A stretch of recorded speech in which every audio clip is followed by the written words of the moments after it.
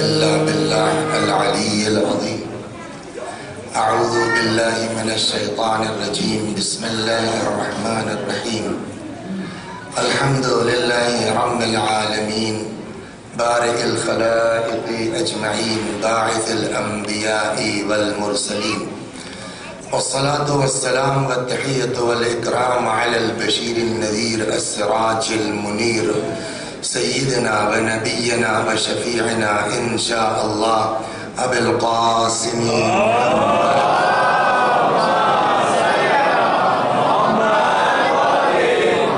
اللهم صل عليه وعلى أهل بيته مظاهر جمالك وجلالك، واللعن على أعدائهم الشاكين فيهم المنحرفين عنهم أجمعين. أما بعد، فقد قال مولانا علي بن الحسين زين العابدين عليهما السلام: وأما حق السمع فتنزيهه عن أن تجعله طريقا إلى قلبك. صلوات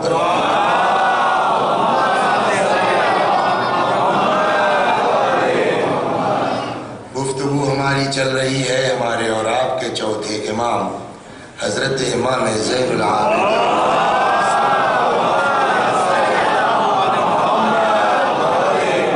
کہ اس فرمائش کے مطابق جو مشہور ہے علماء کے درمیان رسالہ حقوق کے نام سے.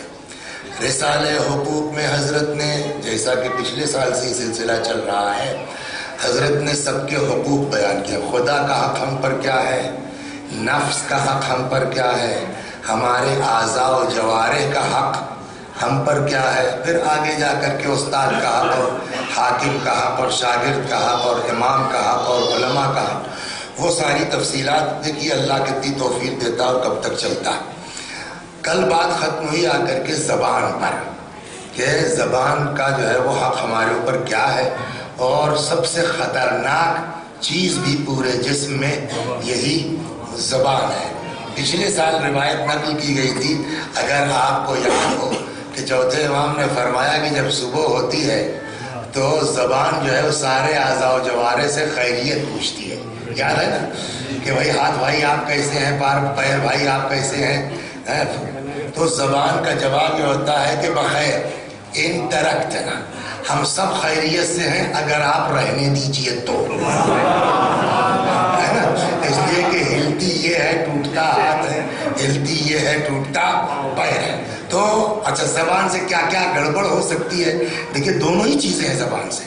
زبان بہترین ثواب کا وسیلہ زبان ہے. تلاوت اسی زبان سے ہوگی، ہے نا، زیارت اسی زبان سے ہوگی، اچھی باتیں میٹھی باتیں اسی زبان سے ہوں گی، اور جہنم میں بھی جائے گا آدمی. روایت بھی ہے کہ اکثریت جہنمی جو ہوں گے وہ اپنی زبان کی وجہ سے جائیں گے. اس زبان سے کتنی گڑبڑ ہو سکتی ہے. کل الحمدللہ یہ چیپٹر ختم ہوا. گالی نمبر 1، غیبت نمبر 2، کذب جھوٹ نمبر 3، چاپلوسی نمبر 4، اہانت نمبر 5، تہمت نمبر 6، اور بیجا تعریف، ہے نا، مدح بیجا. کل اس کے بارے میں نے کتنی گڑبڑ ہے، چغلی وغیرہ وغیرہ، نمانی. آج دوسرا، زبان کے بعد جو دوسری چیز امام نے فرمائی ہے، فرماتے وَأَمَّا حَقُّ السَّمْعِ، تمہاری سماعت کا حق تم پر کیا ہے.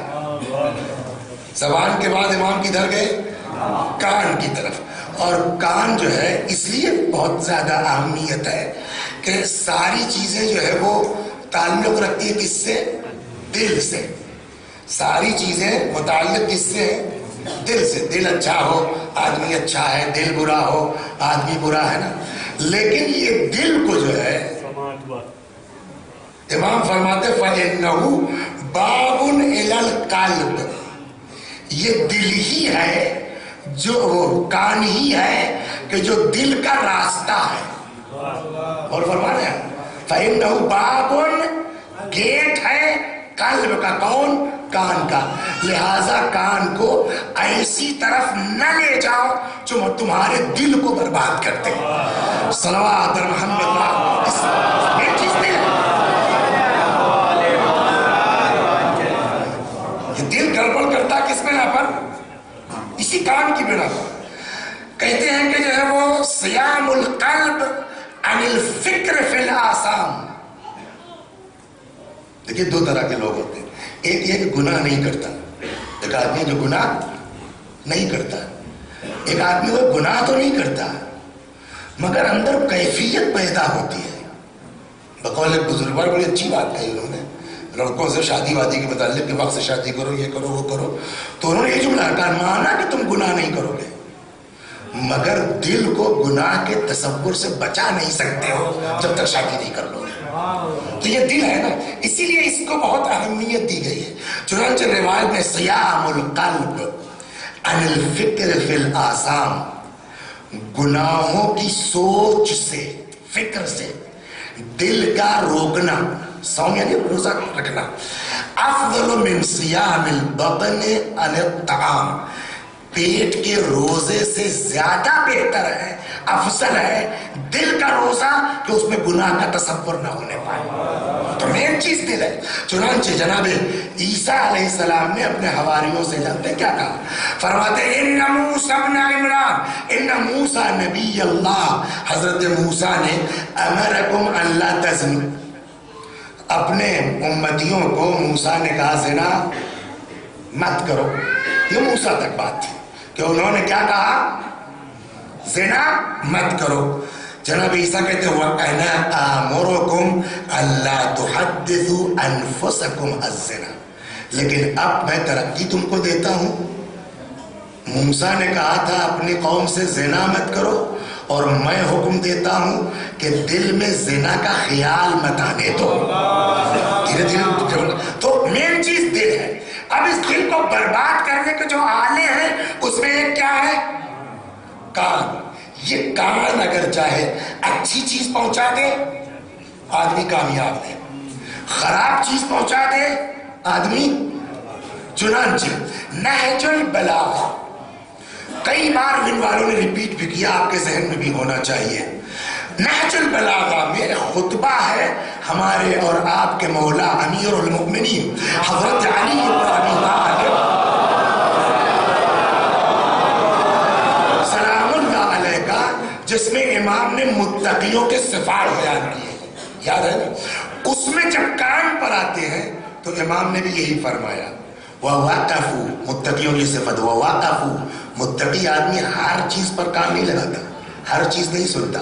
وَوَقَفُوا أَسْمَاعَهُمْ عَلَى الْعِلْمِ النَّافِعِ لَهُمْ، متقی کی ایک صفت یہ ہے کہ وہ اپنا کان اس ہر علم میں نہیں سیکھتے، کمال تو یہی ہے۔ وَوَقَفُوا أَسْمَاعَهُمْ، اپنا کان لگاتے ہیں کدھر؟ عَلَى الْعِلْمِ النَّافِعِ لَهُمْ، اس علم کی طرف جو ان کے لیے نفع بخش۔ مطلب کیا ہوا کہ مومن آدمی پہلے غور کرتا ہے ہم کو پڑھنا کیا ہے، ڈیسائیڈ پہلے کرتا پھر اس کا۔ پہلے ایک روایت سنیے صلی اللہ علیہ وسلم،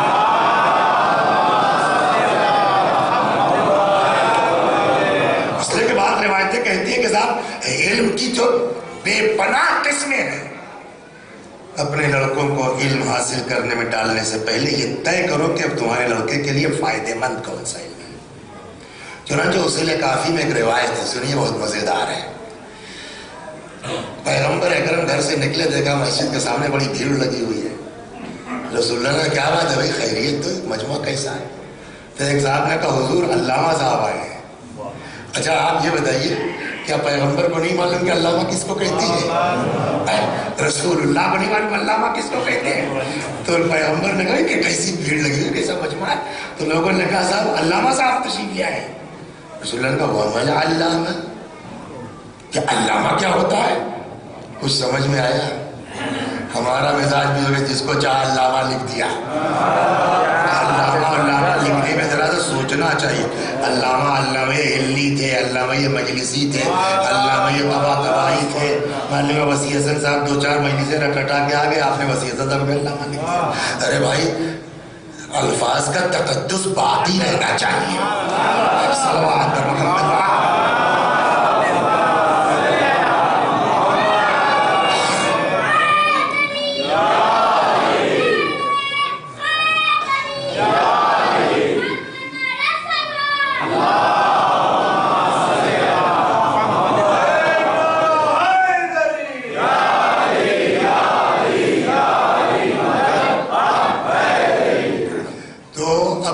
گزارش اور کرتے ہیں, اس لیے کہ آپ تو ہماری طرف دیکھ رہے ہیں, ہم گیٹ تک دیکھ رہے ہیں, تھوڑا جو ہے زحمت فرمائیں گے, آگے تشریف لے آئیے. تو سائڈ میں ہے جگہ, اس طرف آپ لوگ ادھر آ سکتے ہیں جو پیچھے بیٹھے ہیں, تاکہ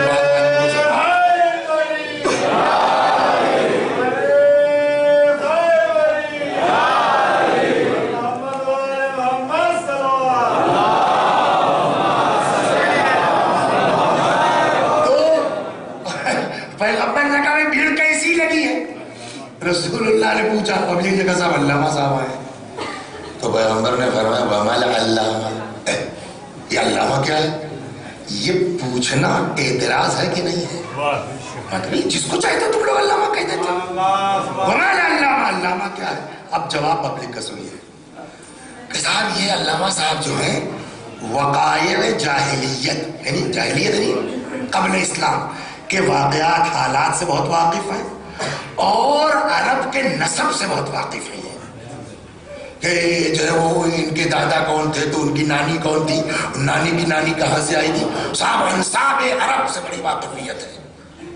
پیغمبر نے فرمایا بھئی یہ علم تو وہ ہے کہ جس کو آتا ہے اس کو کوئی فائدہ نہیں, اور جس کو نہیں آتا اس کو کوئی نقصان نہیں ہے. تو اب دین کیا کہتا ہے ٹھیک ہے یہ علم ہے, بٹ وہ والا حاصل کرو جو تمہارے بھی نفع کا ہو, قوم کے بھی نفع کا ہو. صلوات محمد مثلا مثال کے طور آج ابھی اگر ہماری قوم میں اچھا انجینئر نہ ہو, ہم کو امام باڑے کا نقشہ بنوانا کہاں جائیں گے؟ اپنا رہے گا کچھ تو خیال کرے گا, یار امام باڑے کی بات ہے. آج ہم کو کھانسی آ رہی ہے صاحب, زکام ہے. آج اگر اپنی قوم کا کوئی ڈاکٹر ہوگا تو اللہ کے کمرے میں دوا پہنچا دے گا. یہ فائدہ پہنچا نہیں پہنچا آپ کو کہ آپ کو جا کے لائن لگانی نہیں پڑے گی. تو وہ علم حاصل کرو جو تمہارے لیے بھی مفید ہو, قوم کے لیے بھی مفید ہو. صلوات پر محمد. تو بات ہماری چل رہی ہے کہ امام نے کیا فرمایا کہ کان کو ادھر مت لگاؤ جو تمہارے لیے فائدے مند نہ ہو. کیوں؟ فَإِنَّهُ بَابٌ إِلَى الْقَلْبِ, اس لیے کہ یہ کان جو ہے وہ گیٹ ہے کس کا؟ قلب کا, اور یہ قلب ہی اگر ٹھیک ہے تو آدمی کامیاب ہے. اب ایک آپ کو داستان سناتا ہوں میں آپ کو کہ یہ کان کیا کرتا ہے. صلوات پڑھیے اچھی سے.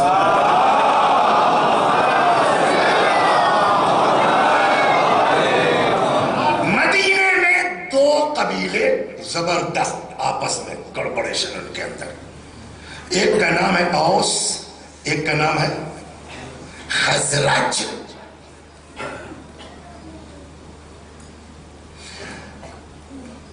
اوس والے جو ہیں خزرج سے نپٹنے کے لیے ان کا پیک تھا مکے والوں سے. مکے میں جو کفار تھے ان سے ان کا پیک تھا کہ اگر خزرج والے ہمارے ساتھ کوئی گڑبڑ کرتے تو آپ ہم کو سمجھے. اس زمانے کا نیٹو کیا کہتے ہیں اس کو جو تو قبیلہ اوس کا اور مکے والوں کا آپس میں اتحاد تھا خزرج کے خلاف. کچھ معاملہ گڑبڑ ہوا, اوس و خزرج میں کچھ اختلاف, لڑائی کی نوبت آئی. تو اوس والوں نے بھیجا مکہ آدمی کہ جاؤ یار بات کرو مکے والوں سے کہ تھوڑا سپورٹ کریں. تو ایک شخص ہے جس کا نام ہے اسعد ابن زرارہ. اسعد ابن زرارہ یہ انصاری, یہ مدینے سے آئے مکے کے کفار سے کہے کے لیے مدد کے لیے کہ خزرجیوں کے مقابلے ہماری مدد کرو. اس سے جا کے جو ملے نام اس کا عتبہ تھا ظاہراً. تو اس نے کہا یار تو بڑے غلط وقت پر آ گئے ہو، آج کل تو ہم لوگ خود بڑے ٹینشن میں ہیں. نہیں لڑ نہیں رہے، اب سنا رہے کیا چکر ہے. صلوات محمد. آج کل تو ہم لوگ خود ہی یار ٹینشن میں. کیوں؟ کہا وہ ایک جوان نکل آیا، وہ ہمارے خداؤں کو برا کہتا ہے اور وہ وہاں جو ہے وہ خانہ کعبہ میں بیٹھ جاتا ہے چند لڑکوں کو لے کر کے اور ان کو صاحب عجیب عجیب باتیں سکھاتا. سنو تم آئے ہو نا، تو ہم لوگ تو اس ٹینشن میں ہیں. بھائی آئی ایم ویری سوری، ہم آپ لوگوں کوئی اب مدد نہیں کر سکتا، ہم تو یہیں پریشان ہیں اپنے کیس لے کر کے. اور تم سے بھی گزارش ہے، پتا نہیں کیا اثر ہے اس کی زبان میں یار، وہ جو گیا بھسا. اچھا یہ طواف خانہ کعبہ بہت قدیم زمانے سے ہے، یہ اسلام کی ایجاد نہیں ہے، پہلے سے بھی لوگ اب ان کا طریقہ ہے، کوئی ننگے طواف کرتے تھے، لیکن خانہ کعبہ اور حج کا طواف تھا. قرآن ہے نا وَأَذِّنْ فِي النَّاسِ بِالْحَجِّ، جناب ابراہیم کو اللہ نے کہا تھا کہ آپ پکاریے لوگوں کو حج کے لیے. اس زمانے سے چلا آ رہا ہے. تو طواف کفار بھی کرتے تھے، مدینے والے یہودی جو تھے یہ بھی طواف کرتے تھے. تو اب ان کیا کہ جب مکے آئے ہیں تو طواف تو کریں گے ہی. تو اس نے جو ہے وہ عتبہ نے سمجھایا کہ یار طواف کرنے جاؤ گے نا، ایک کام کرو، کان میں اپنے روئی ڈال لینا، سمجھے؟ اس کی بات مت سننا، تم بھی برباد ہو جاؤ گے. صلوات یہ جملہ سن لینا، فَإِنَّهُ بَابٌ إِلَى الْقَلْبِ، یہ کان دل کا گیٹ ہے، دل کا دروازہ ہے. یہ صاحب چلے گئے تو ان کی نظر پڑ گئی سامنے رسول اللہ پر کہ چند لوگ بیٹھے ہیں اصحاب میں سے اور پیغمبر ان کو تعلیم فرما رہے ہیں. تو یہودی لوگ اپنی کتابیں پڑھے ہوئے ہیں، ان کو پتا ہے کہ جناب موسیٰ بھی کہہ کے گئے ہیں، عیسیٰ بھی کہہ کے گئے ہیں کہ ایک نبی آنے والا ہے اسمہ احمد، جس کا نام احمد ہے. تو انہیں دیکھا کہ تاڑ تو گیا یار یہی ہے لگتا ہے، لیکن کان میں روئی ہے. ایک شوط، ایک راؤنڈ پورا ہوا. اس کے دماغ میں آیا کہ یار میں جب واپس مدینے جاؤں گا تو وہاں پبلک پوچھے گی کوئی نئی بات، آج کل آپ کہیں سفر سے آئیے تو ہوتا نہیں ہوتا، تو میں کیا کہوں گا مدینے والوں سے ایسا ایسا ہو گیا اور وہاں ایک پیغمبر پیغمبری کا دعویٰ کرتا ہے اور یہ ہے، اس لیے وہ لوگ تو پوچھیں گے کیا کہتا ہے، تو میں کیا کہوں گا کہ صاحب میں نے کان میں روئی ڈال لی تھی، لوگ میرا مذاق نہیں اڑائیں گے. میں اگر کہتا ہوں یہ کام کیا کرتا ہے میں پھنس جاؤں گا. تو اس نے کیا کیا صاحب، کان سے روئی نکال لی. مجھ کو اپنے اوپر کمانڈ ہے، نہیں جو ہے ان کی بات مانوں گا، لیکن کم از کم سنوں تو وہ کہتے کیا ہے، جا کے مدینے والوں کو بتائیں گے تو. خیر اپنا طواف پورا کر کے آ کے بیٹھ گیا. ہاں صاحب فرمائیے، سنا ہے کہ جو ہے وہ آپ کہتے ہیں کہ ہم اللہ کے بھیجے ہوئے رسول ہیں، کیا کہتے ہیں؟ اب جب اس نے کہا کہ آپ کیا بتاتے ہیں، کیا تعلیم ہے آپ کی؟ دیکھیے ہم کو بھی گویا قرآن سکھا رہا ہے اسٹارٹنگ کیسے کرنا چاہیے. سمجھ گیا؟ ہنر تبلیغ سب سے اہم چیز ہے. صلوات محمد.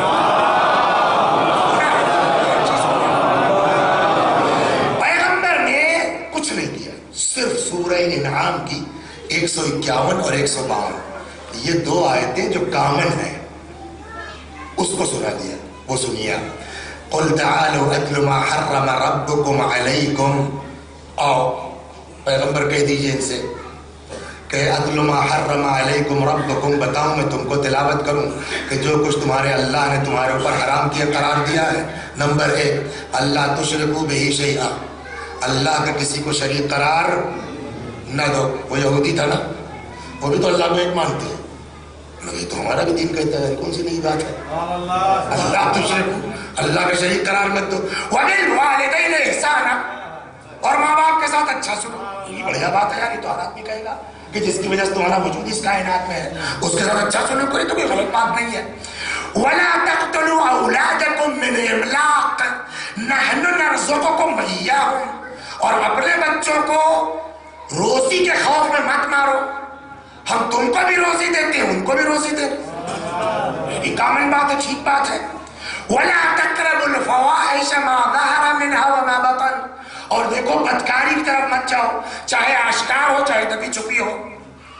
ولا تقتلوا النفس التي حرم الله الا بالحق، اور بلا وجہ کسی کو مرڈر مت کرو، قتل مت کرو.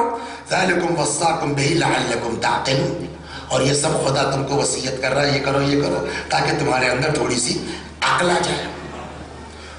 دوسری آیت ولا تقربوا مال الیتیم الا بالتی ہی احسن. خبردار دیکھو کبھی یتیم کا مال مت کھانا. کہنے لگے یہ بات غلط کہاں سے ہے؟ یہ عقل کہتی ہے، موسیٰ نے یہی کہا ہے، ان کے پہلے کے انبیاء نے یہی کہا ہے. چونکہ دل صاف تھا، آیت قرآن کی دل میں پہنچی. کہاں سے پہنچی؟ وہیں بیٹھے بیٹھے اس نے کہا اشہد ان لا الہ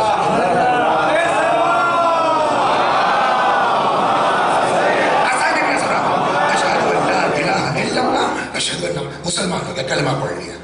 یہ ایک چیز ہے، کتنا بڑا کام ہوا اس سے. ایک روئی نکالنے سے، کان کو صحیح جگہ لگانے سے. وہاں سے چلے گئے، مدینے پہنچے، لوگوں نے کہا کیا اثر؟ تو اس نے پورا قصہ سنا دیا، تعلیمات اس نے سب بتا دیا. 1 ہوا، 2 ہوا، 3 ہوا، 4 ہوا، 10 ہوا، 20 ہوئے، 50 ہوئے، مدینہ ہو گیا. اتنے ہو گئے کہ اللہ نے کہا اب آپ کو وہاں پناہ مل سکتی ہے، آپ چھوڑ دیجئے مکہ. سمجھا؟ وہ ہجرت کر کے مدینے چلے گئے. تو اس پورے اسلام کو ترقی جو ملی ہے ایک کان کے صحیح استعمال کی وجہ سے.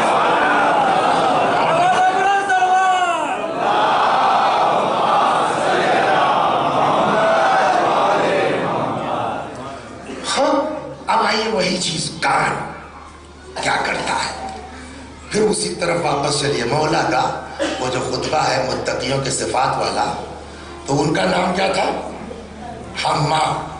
حمام نے کہا مولا صفات بیان کیجئے متقیوں کے ایکسٹمپور. مولا نے بیان کرنا شروع کیا. تو کان کی بات یہ وَوَضَعُوا وَسَمَاعَهُمْ عَلَى الْعِلْمِ النَّافِعِ لَهُمْ. بیان کرتے کرتے کرتے جب خطبہ ختم ہوا نا تو روایت کہتی ہے فَصَعِقَ حَمَّامٌ صَعِقَةً كَانَتْ نَفْسُهَا فِيهَا. مولا کی تقریر سن کے حمام نے ایک چیخ ماری. ارے باپ رے، متقی یہ ہے. صعقۃ، ایک چیخ ماری. کانت نفسہ فیہا، اسی چیخ میں حمام کی روح نکل گئی. اور فرما رہا ہے چنانچہ اب جب یہ ہو گیا تب مولا نے اس پر ان کی موت کے اوپر حمام مر گئے. یہ خطبہ سن کر کے حمام چیخ ماری مر گئے. اب امام نے اس کی موت پر جو فقرہ فرمایا اہاکذا تصنع المواعظ البالغہ بأہلہا. اس طریقے سے واقعی نصیحت اچھے لوگوں پر اثر کرتی ہے. تو یہ کس کے ذریعے پہنچی؟ کان کے ذریعے. اب آپ واپس چلیے. چنانچہ یہ کان جو ہے نا آدمی کے، ڈاکٹر صاحب آپ میری بات کی تائید کریں گے، عقل کی 2 قسمیں ہیں. جو روایت مولا سے فقرہ ہے، شعر بھی ہے، دیکھیے اگر اتفاق سے ہیں، مولا کا پورا شعر ہے، اس پر 4 مصرے ہیں امیر کہ عقل کی 2 قسمیں ہیں. ایک ہے عقل مطبوع، پیدائشی عقل، طبعی عقل، فطری عقل، اللہ نے عقل مند بنایا ہے. ایک ہے عقل مسموع، جو سننے کی وجہ سے ڈیولپ کرتی ہے. آپ اس کو ایکسپٹ کرتے؟ مولا نے فرمایا رأیت العقل عقلین. مولا فرماتے ہیں میں نے دیکھا ہے کیا کہ عقلیں 2 طرح کی ہیں، فمطبوع و مسموع. ایک طبعی ہے جو خدا داد ہے، اور ایک بڑوں کی، عقل مندوں کی باتیں سن سن کر کے عقل ڈیولپ کرتی ہے. لہذا تاکید یہ کی گئی ہے روایات میں، فرمایا ہے امام نے کہ اسی لیے پڑھے لکھوں کے پاس بیٹھو، ان کی باتیں سنو. کیوں؟ ان کی باتیں سن کر کے تمہاری عقل ڈیولپ کرے گی. اور اگر ایسا نہیں کرو گے نا تو جو خدا داد عقل ہے وہ بھی چلی جائے گی، وہ بھی ختم ہو جائے گی. چنانچہ فرماتے من ترک الاستماع من ذوی العقول، جو عقل مندوں کی باتیں سننا چھوڑ دے گا، ماتا عقلو، تو جو عقل ہے وہ بھی ضائع ہو جائے گی. صلوات محمد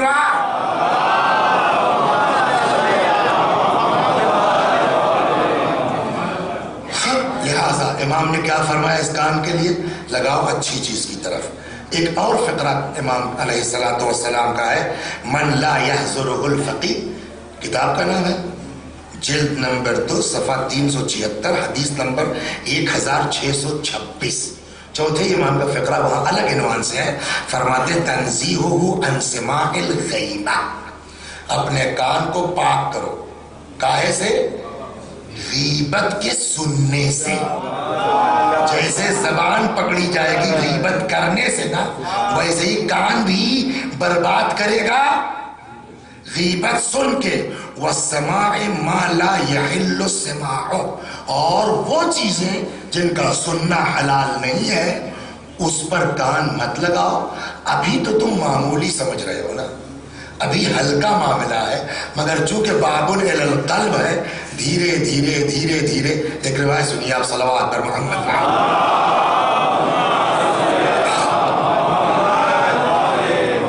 ڈاکٹر صاحب ٹیوبرکلوسس جو ہوتا ہے تو اس میں آپ تصحیح فرمائیں گے، جہاں تک مجھ کو سنا ہے بزرگوں سے ڈاکٹروں سے، کہ وہ دل پر داغ لگ جاتا ہے نا، پھیپھڑے، ہاں دل کے پھیپھڑے میں دھبا ہو جاتا ہے، تو وہ بڑھتے بڑھتے جب زیادہ ہو جائے گا تو پھر وہی پرابلم بڑھتی ہے، ٹیوبرکلوسس ہوتا ہے.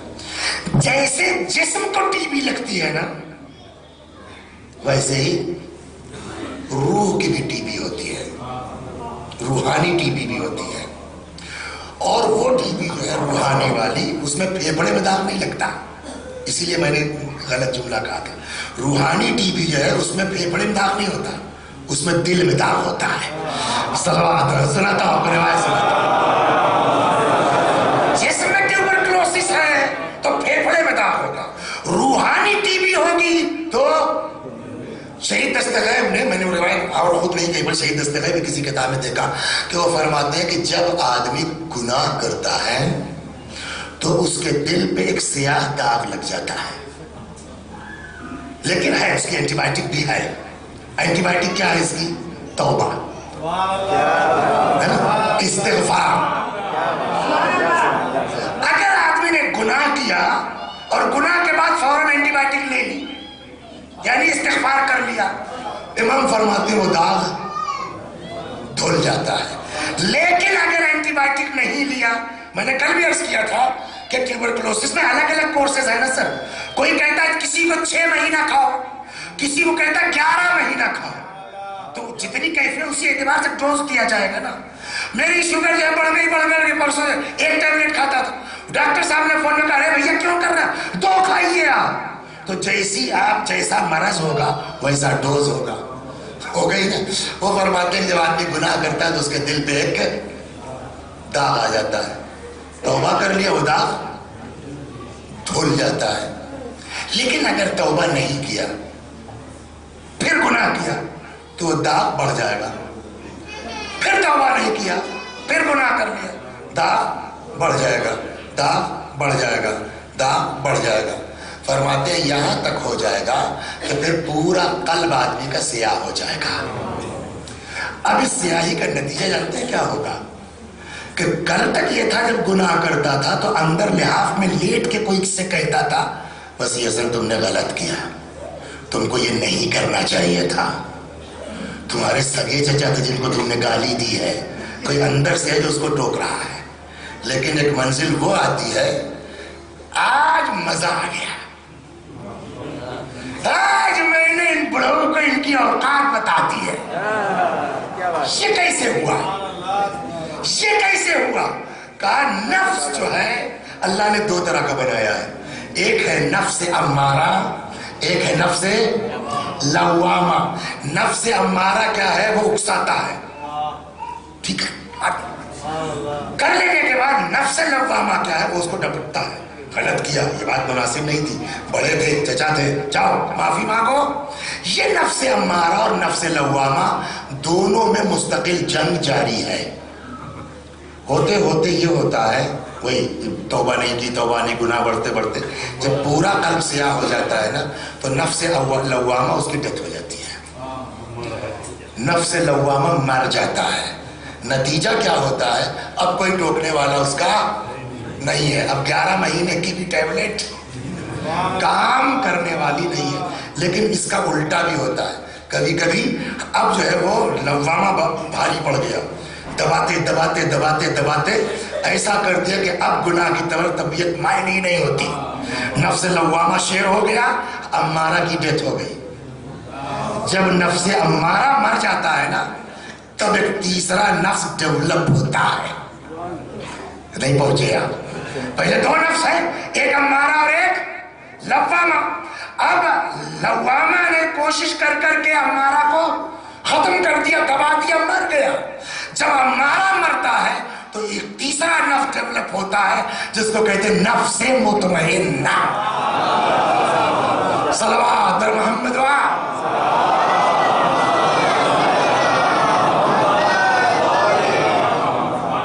کتنے لوگ ہیں ان کے سامنے آپ بکرا ذبح کیجئے منہ پھیر لیتے ہیں, ہوتا ہے نہیں ہوتا ہے. ان کے سامنے آپ مرغی کاٹ کے منہ پھیر لیتے ہیں.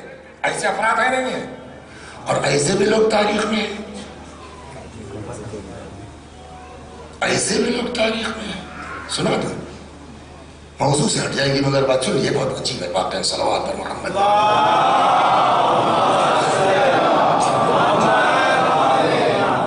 وہ نام بھول رہا ہوں میں, نام سے مطلب نہیں, اصل قصہ سن لیجیے, ایک شخص کر کے سن لیجیے. کہنے لگا کہ صاحب ہارون نے بلایا مجھے. میں پہلے وہ سن لیجیے, رمضان کا مہینہ تھا. راوی کہتا ہے میں فلاں کام میں بھول رہا ہوں, فلاں آدمی کے پاس پہنچا, رمضان کا زمانہ تھا, اتنے میں جو ہے وہ دسترخوان بچھا, انواع اقسام کے کھانے چن دیے گئے. اس نے کہا مجھ سے کہ تم بھی ہاتھ دھلو. میں بھی ہاتھ دھل کے بیٹھ گیا. تب تک یاد ہے رہی یار رمضان ہے, کیا کر رہے ہو؟ تو میں پیچھے ہٹ گیا. کیا ہوا؟ تو میں نے کہا کہ بھیا ایسا ہے کہ ماہ مبارک رمضان چل رہا ہے, نہ میں بیمار ہوں نہ میں مسافر ہوں, روزہ میرے اوپر واجب ہے. تو وہ جو میزبان تھا اس نے کہا بیمار تو میں بھی نہیں ہوں, مسافر تو میں بھی نہیں ہوں, لیکن میرے روزہ رکھنے سے کوئی فائدہ نہیں ہے. کیا؟ ارے یار قرآن کہتا ہے کہ رحمت خدا سے مایوس نہ ہو. کیا کر لیا تم نے؟ اب سنیے. کہتا ہے کہ صاحب مجھ کو ایک دن ہارون کے غلام نے آ کے بلایا کہ صاحب بلا رہے ہیں. میں چلا گیا. اس نے جو ہے مجھ سے پوچھا کتنا مانتے ہو مجھ کو؟ میں نے بتا دیا صاحب جو اپنے آل اولاد سے زیادہ. جاؤ. پھر تھوڑی دیر بعد آیا غلام, آپ بلا رہے ہیں, مجھ کو کتنا چاہتے ہو؟ کہ صاحب اپنے سے زیادہ. اچھا جاؤ. پھر تیسری بار بلایا, تم میرا کتنا حکم مان سکتے ہو, کتنا مجھ کو چاہتے ہو؟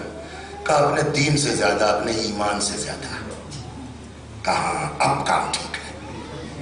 دیکھیے جب تک تھوڑا سا بھی دین ہے نا آدمی بچا رہے گا. اس نے کہا صاحب ان کے ساتھ جائیے, آپ اپنے نوکر کا اس کے ساتھ جائیے, جہاں لے جائے آپ کو جو کہے وہ کیجیے آپ. ان کا ٹھیک ہے صاحب. وہ لے آیا ایک جگہ, 3 کمرے تھے. سنیے آپ, 3 کمرے تھے, ہر کمرے میں 20 آدمی ہیں, سید اولاد رسول. ایک کمرہ کھولا, اس نے 20 کو نکالا, کہا ان کو مارتے جاؤ پھینکتے جاؤ. میں صاحب گردن کاٹتا تھا, یعنی آسان جیسے بکرا کاٹ رہا, مرغی کاٹ رہا تھا. دوسرا 20 کو میں نے کاٹ کے پھینک دیا اسی کنویں میں. پھر دوسرا کھولا, اس کو گردن ماری پھینکا, گردن ماری پھینکا, 40 ہو گئے. تیسرا کھولا, پھر 20, 19 مار دیا میں نے, کاٹا پھینکا, کاٹا پھینکا, کاٹا پھینکا. 20واں آدمی بزرگ تھا, بوڑھا تھا, تھر کانپ رہا تھا. تو میں نے کہا کہ کیا ہوا؟ ڈرے موت کو دیکھ کے. کہا مرنا تو آئی ہے, موت کو دیکھ کے نہیں ڈر رہا, تمہارے بارے میں سوچ رہا ہوں کہ تم کیا جواب دو گے خدا کو. یہ سب رسول اللہ کی اولاد ہے جن کو تم نے 59 لوگوں کو مارا ہے. کل کو پیغمبر کو تم جواب کیا دو گے؟ کل نظام میں 60 لوگوں کو مار چکا ہوں. اللہ جو ہے وہ میری کہاں سن لے گا؟ کتنا واقعی خدا کریم ہے. یہ خبر امام رضا علیہ السلام تک پہنچی.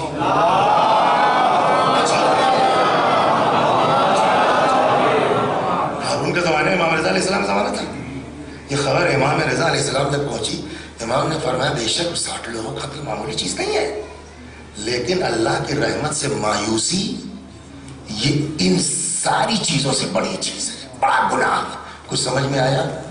تو مایوسی سے بڑھ کے کچھ نہیں ہے کہ اللہ کی قل یا عبادی الذین اسرفوا علی انفسہم لا تقنطوا من رحمت اللہ کی رحمت سے مایوس نہ ہو. قرآن کہتا ہے رحمت الہی سے صرف ظالم مایوس ہوتے ہیں. لیکن یہ بتائیے یہ آدمی کیا اس کا دل اتنا ہی پتھر تھا جب پیدا ہوا تھا؟ دھیرے دھیرے گناہ کرتے کرتے کرتے ظالم کی نوکری کرتے کرتے اس حد تک پہنچا کہ 60 سیدوں کو مار دیا، اثر نہیں ہے. ہو گئی بات. یا حجاج، معلوم ہے حجاج ابن یوسف الثقفی ملعون، 1,20,000 قیدی تھے اس کے قید خانے میں، جس میں جو ہے وہ 80,000 مرد، بقیہ عورتیں. ایک بھی یہودی نہیں تھا، ایک بھی عیسائی نہیں تھا، سب محبان علی. قتل ہوتا تھا. انہوں نے ہم کو کیا سمجھایا؟ اس کان کا خیال رکھو. بس میں اپنے بچوں سے، میں نے پہلے بھی کہا، کل بھی کہا، آج بھی کہا کہ یہ میری مجلسیں آپ لوگوں کے معیار کے مطابق نہیں ہے، لیکن یہ ہمارے چھوٹے بھائی، ہمارے بچے، ان سے گزارش کر. لیکن باب القلب، دھیرے دھیرے جب دل یہ سخت ہو جائے گا اور ایک منزل پہنچ جائے گا، جب پورا دل کالا ہو جائے گا نا، پھر کوئی اینٹی بائیوٹک کام نہیں کرے گی. لہٰذا میرے بچوں، میرے چھوٹے بھائیوں، ابھی سے کوشش کرو کہ کان کو ادھر نہ لگائیں جو اللہ نے جائز قرار نہیں دیا ہے. بظاہر سننے میں کوئی چیز نہیں ہے، لیکن اگر ایمان پہ اس فکر میں کہ اس کان کے ذریعے سے دل برباد ہو سکتا ہے، اور دل برباد ہوا دنیا بھی گئی، آخرت بھی گئی. صلوات بر محمد.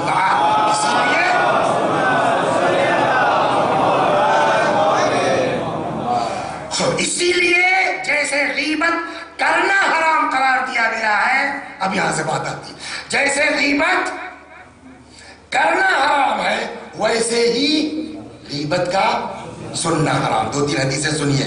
فَنَزِّهُ أَسْمَاعَكُم مِّنْ اسْتِمَاعِ الْغِیبَةِ، اپنے کان کو پاک کرو کاہے سے؟ غیبت سننے سے. فَإِنَّ الْقَائِلَ وَالْمُسْتَمِعِ، غیبت کرنے والا اور غیبت سننے والا شریکان فی الاثم، دونوں گناہ میں برابر کے حصے دار ہیں.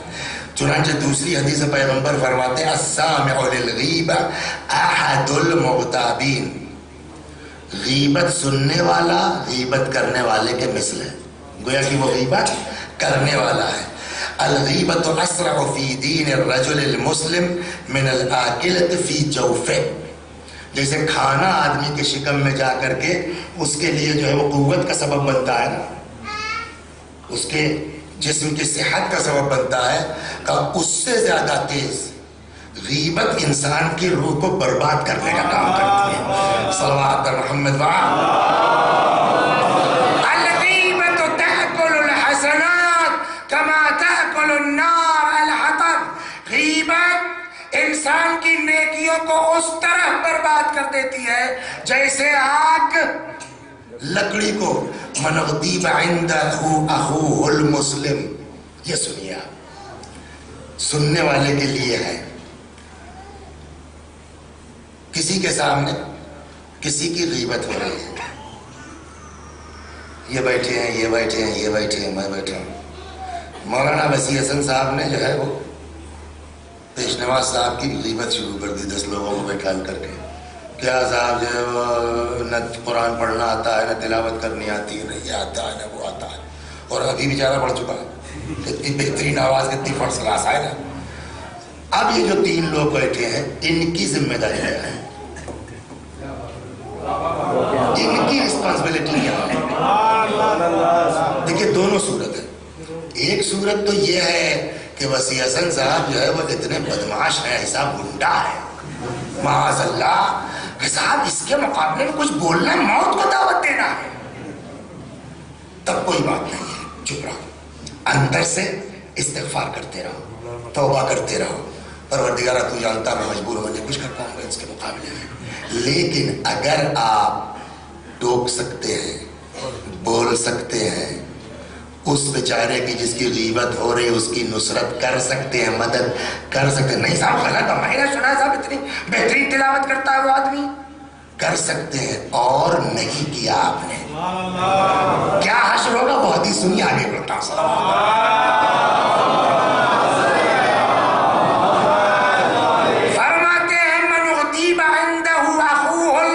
مسلم جس برادر مسلم کی غیبت کی جا رہی ہو آپ کے سامنے، وَهُوَ يَسْتَطِيعُ نَصْرُهُ، اور وہ اس کی نصرت کر سکتا ہو، ٹوک سکتا ہو، منع کر نہیں، غلط بات، فَنَّصَرَ، اور وہ اس کی نصرت کر دے۔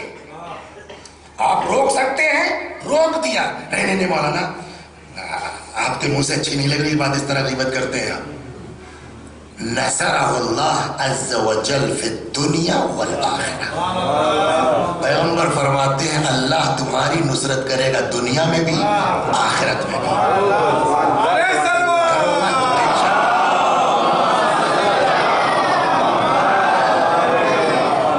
فَإِنْ خَذَلَهُ وَهُوَ يَسْتَطِيعُ نَصْرُهُ، لیکن اگر غیبت ہوئی آپ نصرت کر سکتے اور سنو تو اور اس پر شوق ہے کہ میں بہت بڑا قاری ہوں، اس میں ایک فقرہ اور بھی لگا دیا وسیع صاحب کے ساتھ ہے نا، تو فَإِنْ خَذَلَهُ وَهُوَ يَسْتَطِيعُ نَصْرُهُ، اگر اس کو بے عزت کر دیا تم نے جبکہ نصرت کر سکتے تھے، خَذَلَهُ اللَّهُ فِي الدُّنْيَا وَالْآخِرَةِ، اللہ تم کو دنیا میں بھی ذلیل کرے گا، اللہ آخرت میں بھی ذلیل کرے گا۔ یہ معمولی چیز نہیں ہے، یہ چھوٹی چیز نہیں ہے۔ چنانچہ ایک شخص نے مولا سے پوچھا، ہر کہی ہوئی بات، یہ بھی ذہن میں رکھ لیجئے، ہر بات جو سنتے ہیں نا جلدی یقین نہیں کرنا چاہیے، سیدھی بات، اور وہ بھی آج کل کے زمانے میں۔ قرآن کہتا ہے کہ جو ہے وہ لا تقف ما لیس لک بہ علم، جس بات کا یقین نہ ہو اس پر کان مت لگاؤ۔ فإن السمع والبصر والفؤاد، کان، آنکھ، دل، کل اولئک عنہ کان عنہ مسئولا، سب سے کل کو سوال کیا جائے گا۔ کبھی کبھی ایسا ہوتا ہے نا، لگتا ہے یار ایک دم صحیح بات ہے، پتہ چلا جو ہے وہ کہ حالات کو جس طرح بنائے گئے تھے کہ آپ کو لگ رہا تھا، ورنہ بات یوں نہیں یوں ہے۔ لہٰذا امام سے کسی نے پوچھا کم بین الحق والباطل، مولا حق اور باطل میں ڈفرنس کیا ہے؟ کم بین الحق والباطل، مولا حق اور باطل میں فاصلہ کتنا ہے، ڈفرنس کیا ہے؟ فرمایا 4 اصابع۔ یہ جو مشہور ہے نا یہ عام مولا کا فقرہ ہے، امیر المؤمنین سلام اللہ علیہ کا فقرہ ہے، بحار الانوار جلد 72 صفحہ 196 حدیث نمبر 9۔ کتنا فاصلہ ہے، حق فرق ہے حق اور باطل میں، فرمایا 4 اصابع، 4 انگلیوں کا۔ ووضع امیر المؤمنین یدہ علی اذنہ وعینہ، مولا نے اپنا ہاتھ رکھا کان اور آنکھ کے بیچ، سمجھا؟ فرمایا 4 اصابع، کتنا فرق ہے؟ 4۔ اس کے بعد فرماتے ہیں فقال ما رأتہ عیناک فہو الحق، جو تمہاری آنکھ نے دیکھا ہے وہ تو صحیح ہے، وما سمعتہ اذناک فاکثرہ باطل، لیکن جو کان نے سنا ہے اس میں زیادہ تر غلط ہے۔ ایسا تھوڑی ہوگا، اکثرہ باطل، لیکن جو کان نے سنا ہے اس میں زیادہ تر باطل ہے، زیادہ تر غلط ہے، زیادہ تر جھوٹ ہے۔ ہو گئی بات؟ اب آئی صلوات پر محمد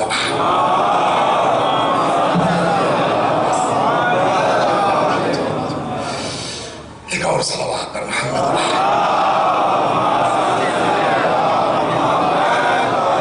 کیا واقعی احسان ہے خدا کا، کرم ہے خدا کا، ہے نا، کہ اس نے ہم کو آپ کو اہل بیت کے چاہنے والوں کے آغوش میں پیدا کر دیا، ورنہ یہ ساری چیزیں کس کے پاس ہیں؟ کوئی دنیا میں بیان کرنے والا نہیں ہے سوائے آل محمد کے، اور ہم سے بڑا بدقسمت کون ہے کائنات میں کہ اتنا سب کچھ جو ہے وہ ہمارے پاس خزانہ ہونے کے باوجود ہم اس کا استعمال نہیں کر پا رہے ہیں، ہم اس کو یوز نہیں کر پا رہے ہیں۔ آئیے سب مل کے ایک دوسرے کے لیے دعا، یہ 2 مہینے کی کلاسز جو یہاں ہے نا ماشاءاللہ، اس کو معمولی مت سمجھیے، اور اس کی بنیاد جناب زینب سلام اللہ علیہ نے بہت سمجھ بوجھ کے ڈالی ہے، بہت سمجھ بوجھ کے ڈالی ہے۔ وہ بھی اماں ہم کو آزاد کر دیا دیکھیے یہ زبان اور کان دو نے کتنا بڑا کارنامہ کیا ہے شام میں. زبان کس کی تھی؟ اہل بیت کی. امام سجاد علیہ السلام، جناب زینب، جناب ام کلثوم، جناب فاطمہ، ہے نا، کبرا، ان لوگوں کی زبان تھی. راستے میں کوفہ، شام، پھر جو ہے شام کے اندر، اور اب سماعت. کتنا فرق آیا ہے اگر اس زبان کا صحیح استعمال ہو جائے، کان کو صحیح طرف لگا دیا جائے. فرق سناتا ہوں آپ کو مجلس ہو گئی. ہم کو آزاد کر دیا گیا ہے. یزید کہتا ہے آپ کا اپنا اختیار ہے، چاہے یہاں رہیے چاہے چلے جائیے. جناب زینب کو کیا کہنا چاہیے تھا؟ ڈاکٹر صاحب، بھیا کی لاش بے کفن چھوڑ کے آئی تھی، جلدی سامان سفر تیار کراؤ، بھیا کی زیارت کو جائیں گے، ہے نا. اور بڑی اہمیت زیارت کی، اس میں کوئی شک. چھٹے امام یہاں تک فرماتے ہیں کہ اگر اللہ نے کسی کو نوازا ہو، جا سکتا ہے اور نہ جائے زیارت پر، اگر میں کہوں کہ اس کی عمر 30 سال کم ہو گئی تو میں نے غلط نہیں کہا ہے. بڑی اہمیت ہے. لیکن جناب زینب جیسی سگی بہن، آپ سے سوال کہ ہم کو آپ کو حق زیارت زیادہ ہے جناب زینب کو امام سجاد کو، لیکن جناب زینب نے زیارت کی بات نہیں کی. فرمایا بیٹا ان سے کہہ دو مکان خالی کرا دے.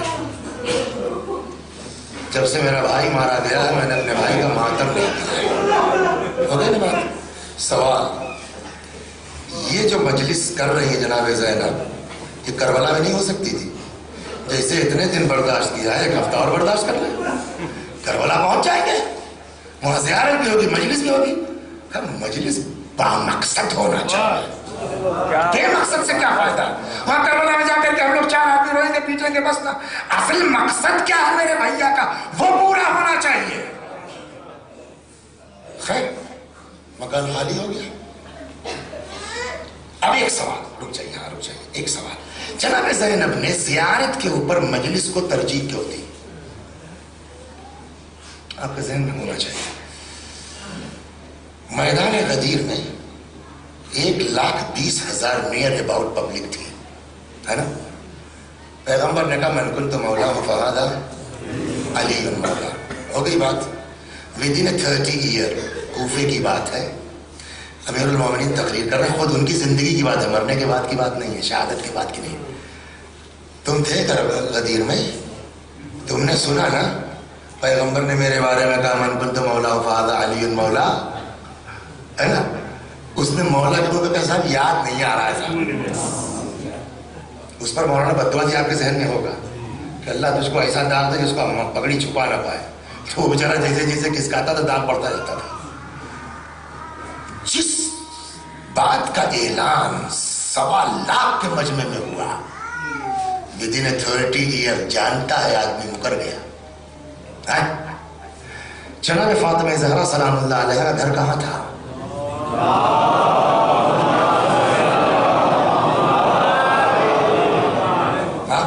مدینے میں نا. نہیں مدینے میں کہاں؟ انٹیریئر میں، کروت، بالکل آخر کنارے جا کر کے. مسجد نبوی یعنی مرکز شہر. مسجد نبوی کا مطلب مرکز شہر میں نا.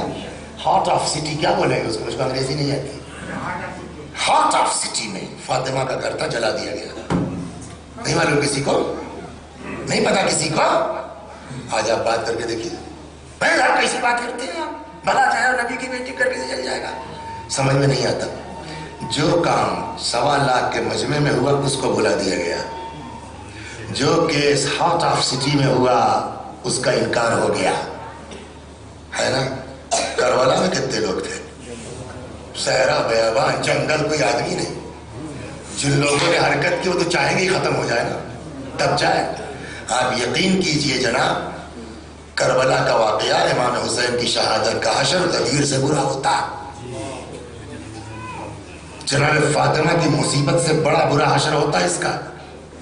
آج اگر کوئی کہتا صاحب امام حسین کو کیا یار کیسی بات کرتے ہو، بڑا یہ کیسے ممکن ہے، نبی کے نواسے جس میں گھوڑا کون دوڑا ہے، دماغ خراب ہے تمہارا، کسی کی سمجھ میں نہ آتا.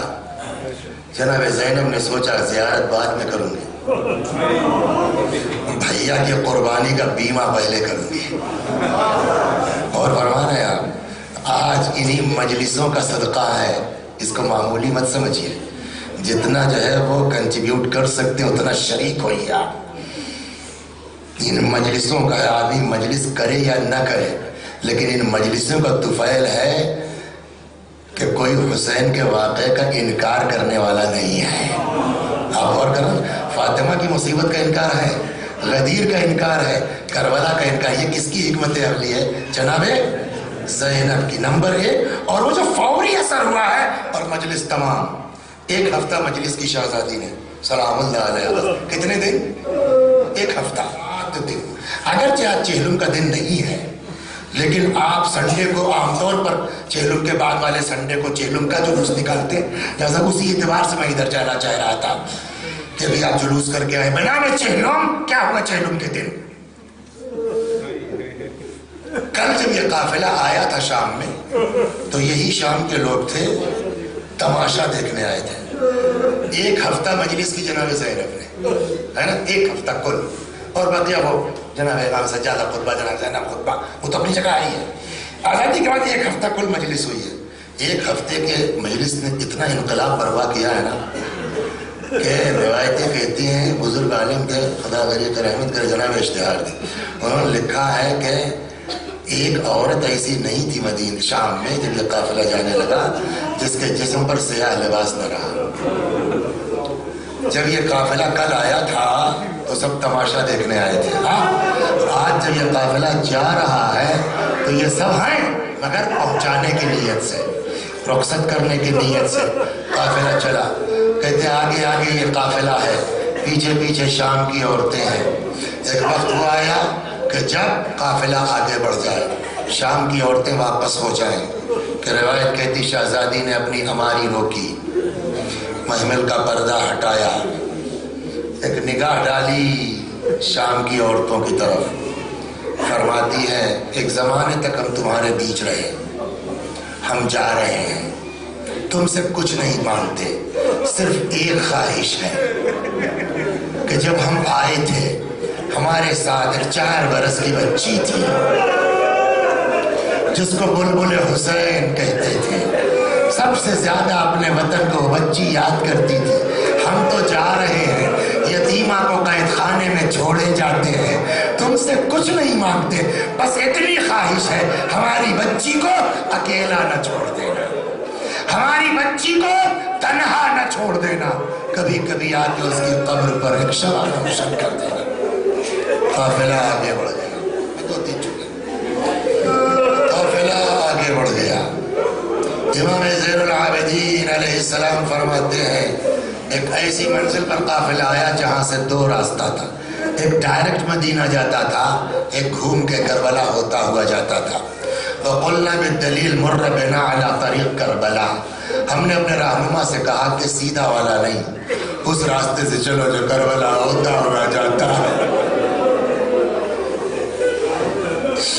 مُرَّ بِنَا عَلَى طَرِيقِ کربلا، ادھر سے چلو جدھر سے جو قافلہ کربلا ہوتا ہوا جاتا ہے. قافلہ کربلا کی طرف بڑھ گیا، یہاں تک کہ 20 سفر کی تاریخ آ گئی، چہلم کا دن آ گیا. ادھر واقعہ یہ ہوا کہ رسول اللہ کے بزرگ صحابی جناب جابر ابن عبداللہ انصاری آئے ہیں مدینے سے، کوفے پہنچے. کوفے میں ایک آدمی اس کے یہاں مہمان رہے، وہاں سے پھر کربلا آئے اپنے غلام کے ساتھ. فرات میں جا کے غسل کیا، تیاری کی، آگے قبر حسین کے سامنے کھڑے ہوئے، حسین کو سلام کیا، السلام علیک یا ابا عبداللہ. اس کے بعد کہنے لگے حبیبی حسین، اے حسین میں بچپنے سے تم کو جانتا ہوں. حسین، میرے حسین، آج تک ایسا نہیں ہوا میں نے کبھی آپ کو سلام کیا ہو اور آپ نے میرا جواب نہ دیا.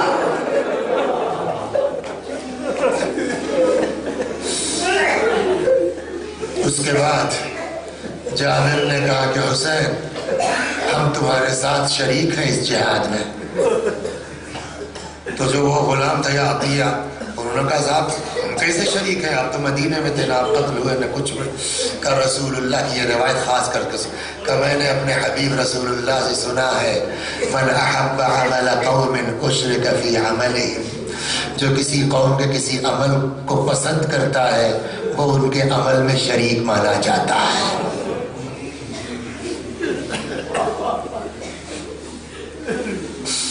इतने में कहते हैं कि आवाज आना शुरू हुई। कदीम जमानों में जानवरों घंटियां वंटियां लगा देते थे ना, बोलते तो आवाज महसूस की।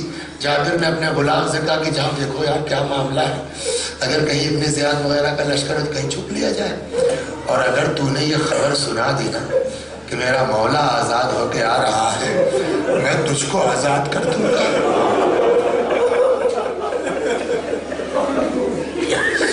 थोड़ी देर के बाद दौड़ा हुआ गुलाम आया, कहा कि जाबिर, इमाम सज्जाद चले आ रहे हैं अपनी बहनों के साथ। आखिर उम्र में जाबिर बेचारे नागीना भी हो गए। तो अब तो आप टीवी भी देखते हैं ना, मीडिया का जमाना। आज 1400 बरस के बाद जो लोग करबला चाहते,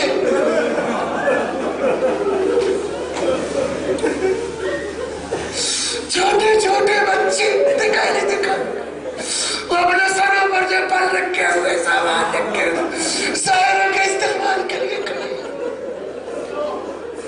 अच्छे किस्से खासे अमाना उलमा लेके पुरुष बैठे आपके जूते में पालिश करने में तैयार। क्यों? मेरे हुसैन का जाहिर, मेरे मौला का जाहिर। आप बताइए, आज ये जो लोग दुनिया से हुसैन के चेहलम करने जाते हैं, उनका इस्तिकबाल ज्यादा अहम है या सगी बहन का इस्तिकबाल होना चाहिए था ना?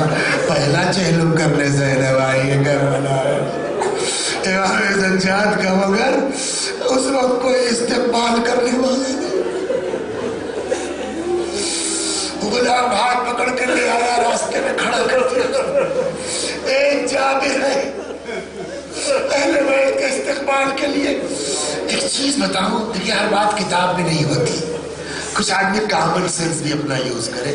फितरत क्या है, जब आदमी पर कोई मुसीबत आती है, दिक्कत आती है, कोई हादसा हो जाता है और वो परदेश में हो, है ना, रोता है, बिलखता है, चीखता है, तड़पता है, धीरे धीरे धीरे आदमी भूल जाता है। लेकिन जैसे ही कोई अपना नजर आता, ये फितरत है कि नहीं, जैसे ही कोई अपना दिख जाता है सारी मुसीबतें ताजा हो जाती है ना। रिवायत कहती जैसे ही इमाम सज्जाद ने जनाब जाबिर को देखा, इमाम को सारा मंजर याद आने लगा। जाबिर का हाथ पकड़ा, एक एक जगह लेके आए, कहा जाबिर मैं बताता, हाँ होना क़ुतिलत रिजाल होना, यहाँ हमारे मर्द कत्ल हुए, हाँ होना ज़ुबिहत अतफाल होना, यहाँ बच्चे हमारे जमा हुए, हाँ होना हुर्रकत ख़ियाम होना, यहाँ खैमे थे जाबिर उनको आग लगा दी गई, हाँ होना सुबियत निसा होना। जाबिर यही जगह है जहाँ से हमारी औरतों को असीर किया गया। बस एक सवाल का जवाब आप दीजिए मत, सोच लीजिए मजलिस तमाम।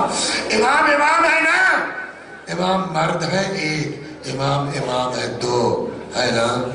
जब इमाम का ये हाल है कि एक एक जगह याद कर करके रो रहे, बता रहे जाबिर यहाँ ये हुआ, यहाँ ये हुआ, तो आप बताइए जब ज़ैनब जैसी बहन ने भाई की कब्र देखी होगी तो क्या आलम हुआ होगा।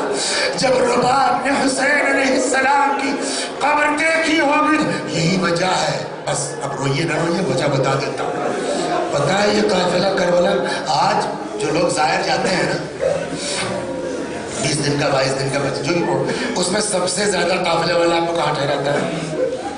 करबला है ना। नजफ में 4 दिन रुके, क़ुम में 1 दिन रुके, मशहद में सबसे ज्यादा कहाँ रुकता है आदमी? 1 हफ्ता है, 10 दिन का करबला में ना। आप जाते हैं यहाँ हफ्ता भर रहते हैं करबला में। आपको पता ही जो 20 तारीख को काफिला पहुंचा है, इमाम सज्जाद ने कब कहा चलो? 2 दिन 20 को पहुंचा ही, अब किस वक्त पहुंचा तो नहीं बता पाऊंगा। 21 पूरा दिन रहे हैं बस। दूसरे दिन 22 को इमाम सज्जाद ने हुक्म दिया, अब यहाँ किसी को नहीं रहना, सब लोग चलो मदीने। मौला مولا بس 2 دن، زینب کے لیے 2 دن،